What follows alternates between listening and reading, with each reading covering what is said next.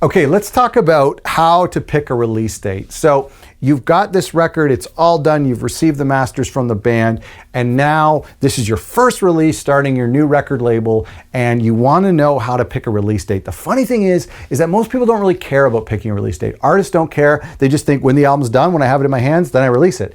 But it's a lot more complicated than that, and if you pick a good release date and you really put all your effort behind that release date, then it's going to give your album, your first release, its fair day in the sun. And you want to make sure that you give that album the release date that it deserves. This is part of a huge series that I'm doing called How to Start a Record Label, and it's 31 tips, and you can get a checklist that I put together at otherrecordlabels.com/checklist.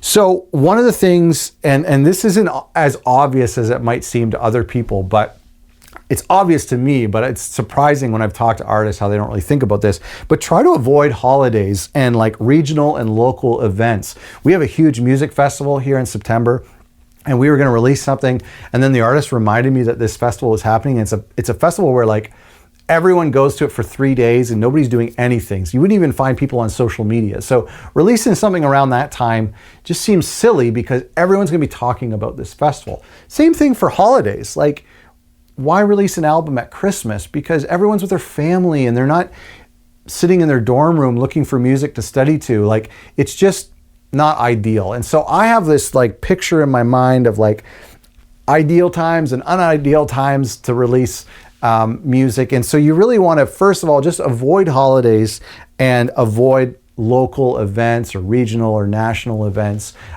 because you're just going to be competing with that attention. And us, as small indie labels and small indie artists, we're trying to get our music heard above the noise of all the other music that's being released, but also all of the other cultural and media things that's happening on Netflix or on Twitter or in the White House. And so just keep in mind that.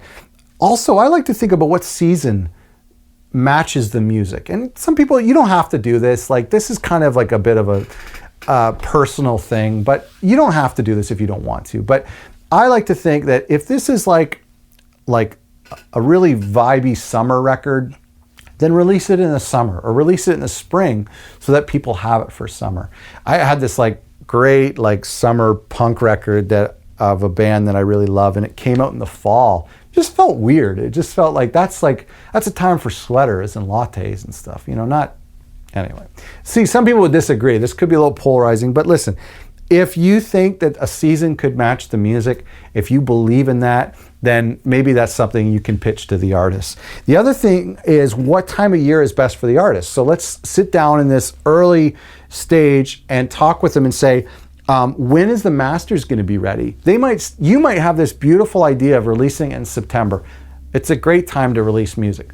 You might be releasing this thing in September, but the band's still in the studio and it's like July and they want to press on vinyl, and vinyl takes like 6 to 8 weeks. And so September's off the table now unless you wait till the next September. So talk with the artist.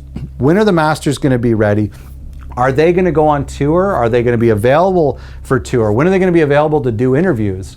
And maybe, some of the artists in the band are in school, and so releasing something when they're away for school or they're at a conference for work.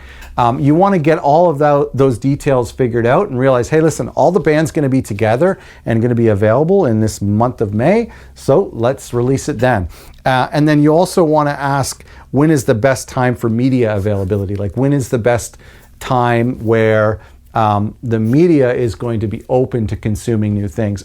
That's a totally like a polarizing topic, because there was a great argument. We did an episode about this on our podcast where, December isn't a great time because all of the year-end lists happen there. So you're kind of like, and they like writers go on vacation and stuff. But at the same time, there's not a lot of releases that happen in December. So there's a pretty good argument for releasing in December. So you never know. I think I want to just say this. Just think about the release date. There's a lot of good arguments for releasing in a downtime, but there's also a lot of good arguments for why you shouldn't release in a downtime. But what's really important is to think about the release date. to not just say, we're going to release it this time, and to give yourself a ton of lead time.